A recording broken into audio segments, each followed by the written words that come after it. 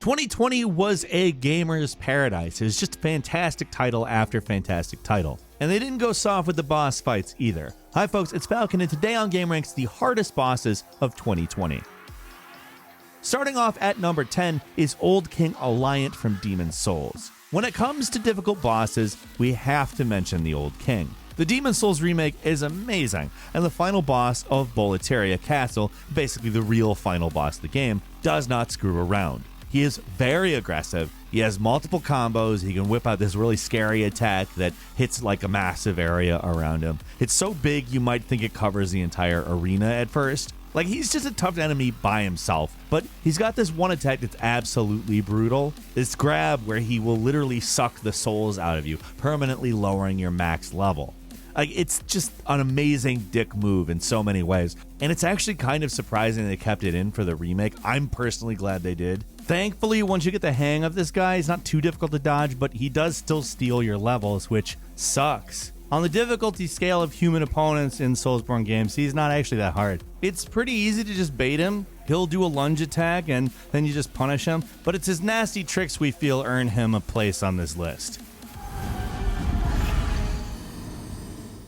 At number 9 is the Hellhouse from the Final Fantasy VII remake, which is a surprisingly challenging game. There's a lot of tough bosses in it, but Hellhouse just stands out as being a huge pain. Originally, it was just a slightly tougher random encounter found in the Sector 6 slums, like in the regular Final Fantasy VII, but he got bumped up to full-on boss with the remake, and you take him on as the finale to the Coliseum and Wall Market, and whoof, it's tough. There's a lot stacked against you in this one. It's got a ton of HP, it's constantly changing elemental weaknesses, and you can only find it with 2 party members, Cloud and Aerith. Things got 4 phases too, each one more annoying, and if you want to do any real damage, you basically have to stagger it, and the only way to stagger it is to quickly hit it with its elemental weakness, but after a while it starts shifting its elements so fast that you won't even have time to get the magic out before it changes again, which renders it all worthless. This is the one boss you really have to come prepared with a game plan if you want to make it out alive.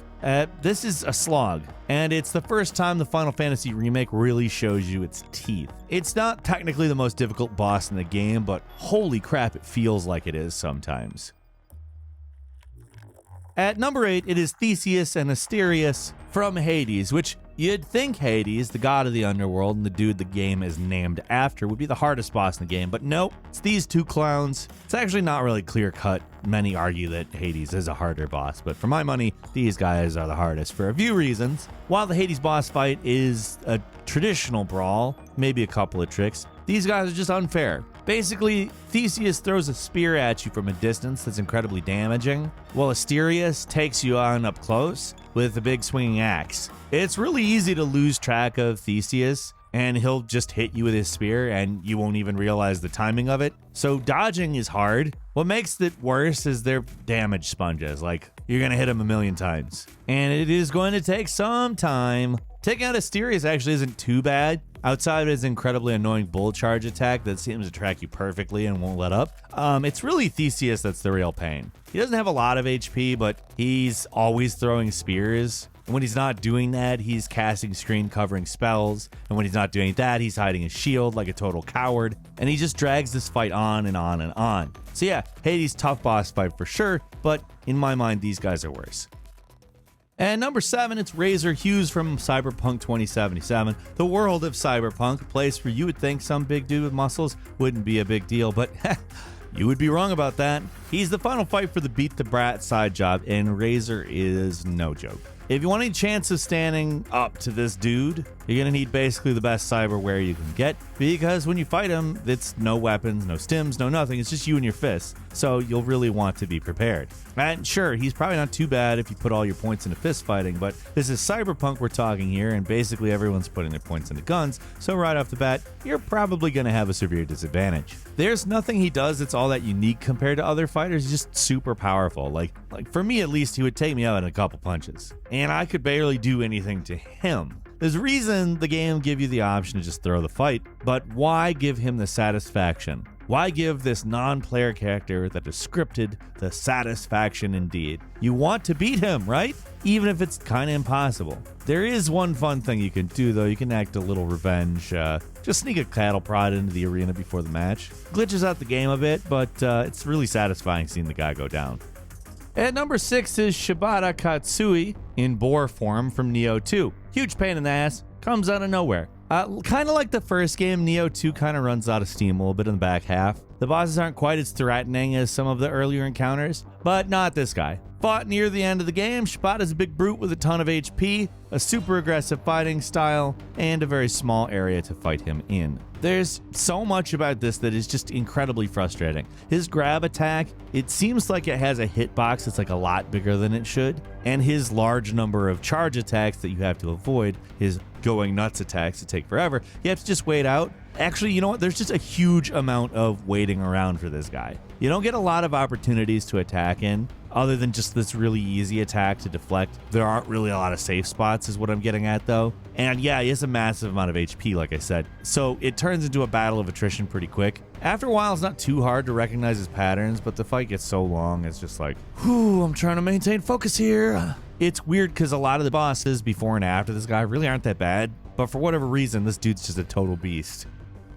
And number 5 is the Flamelurker from Demon's Souls. One of the all-time classic roadblocks as far as the Soulsborne games bosses are concerned. And he is just as tough as he used to be. He's aggressive, he's on fire, and he loves to explode. The Flamelurker is most likely one of the first bosses you'll fight in Demon's Souls, and in comparison to most of the others, he's a lot faster. He loves to jump, he'll slap you around, and you know, he does fire damage with his attacks, so they will go right through your shield unless you got a lot of fire protection equipped. Just standing close to this thing does constant damage. Like, the more aggressive you are, the more fiery he gets. So if you're a melee fighter, this guy's gonna be a hard time pretty much no matter what you do. There's nothing particularly gimmicky about him either. He's just really tough. Considerably tougher than the actual boss of the area, the Dragon God. Yeah, this little fire monster is tougher than a Godzilla-sized dragon. I mean, in terms of lore, it's kind of impressive, actually.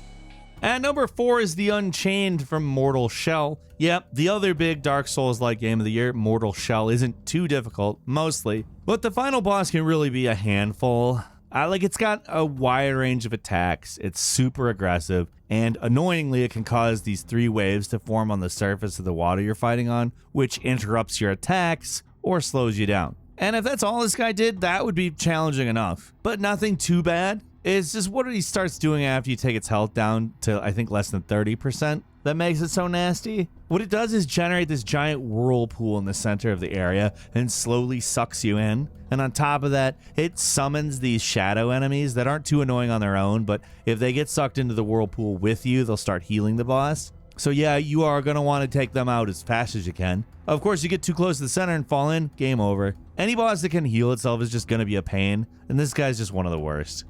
And number 3 is Sentient from Hellpoint. Like the other indie Souls-like game, Hellpoint gets points for creativity because it merges the Souls formula with sci-fi. As you might expect for these types of games, the final boss is, well, a real bastard. And I mean the true final boss, Sentient. It's a being that transcends space and time, but you can just beat on it with a sword and it eventually dies. It's just not going to be easy. When you go up against this thing, it seems basically impossible. It just bombards you with multiple long-range attacks from every direction, and then you just die. When you start to figure out this thing's bizarre patterns, also, it's still tough. The arena is even working against you. You judge distances in a way that's just incredibly hard because you're void of space. There's almost no visual cues. And around all that out, this is a boss where he has multiple attacks that can just kill you instantly. So get used to dodging because that's basically your only hope. Also, massive life bar, of course. Honestly, things so tough, it's almost not worth doing for the quote-unquote true ending. The standard ending was good enough for me, to be completely honest.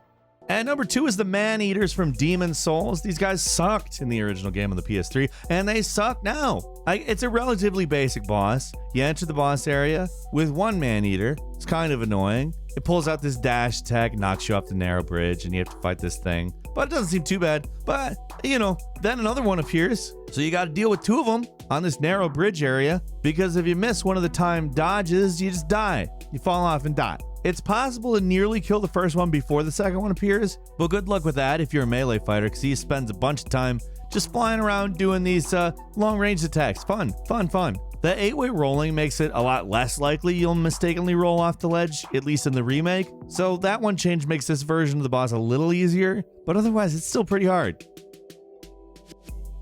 And finally, at number 1, Samur from Doom Eternal. Right? You probably thought we were going to talk to the Marauders, right? Those guys are bad news, but Samur, the boss from Ancient Gods Part 1 DLC, makes them look like total chumps. There's so much about this fight that is just utterly insane. He's constantly barraging you with attacks. He summons enemies nonstop. There are these annoying I-beam drone things that require pinpoint accuracy, and he teleports around the arena like mad. And then he shields himself after he takes a bunch of damage and makes you fight multiple possessed enemies with these crazy aggressive super speed moves and attacks that do massive amount of damage compared to any other enemy. That's all bad enough, but it's just the first part. It gets so much worse when he makes the floor hurt you, combined with wall lasers and platform traps that generate more damaging surfaces. Like, just look at this chaos. It is completely nuts. And he doesn't stop there. His third phase makes you have to hunt him down while having to deal with all of this mess. Like, Doom Eternal is already hard enough, but the DLC makes it look like child's play. The guy isn't just a tough boss, he's one of the tough bosses in any FPS ever, period. And that's all for today. Leave a comment, let us know what you think. If you like this video, click like. If you're not subscribed, now's a great time to do so. We upload brand new videos every day of the week,